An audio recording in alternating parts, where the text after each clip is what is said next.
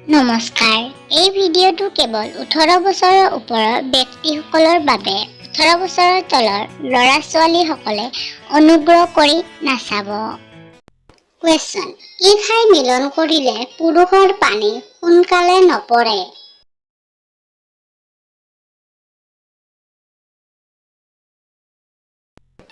Answer: বহুসকল পুৰুষৰ মিলন কৰোঁতে অতি সোনকালে পানী ওলাই যায়, ফলত মহিলাগৰাকীয়ে সুখ নাপায় বা খং উঠে।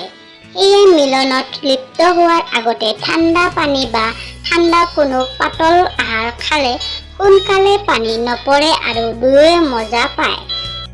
কুৱেশ্যন: কি কাম কৰিলে মহিলাসকলে বেলেগ পজিশ্যনত কৰিবলৈ পাতি দিয়ে?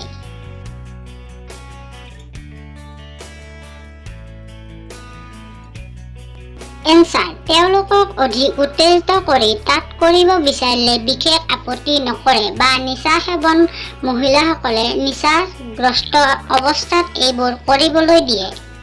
কুৱেশ্যন: কেনেকৈ মিলন কৰিলে মহিলাই খুব বেছি বেয়া পায়?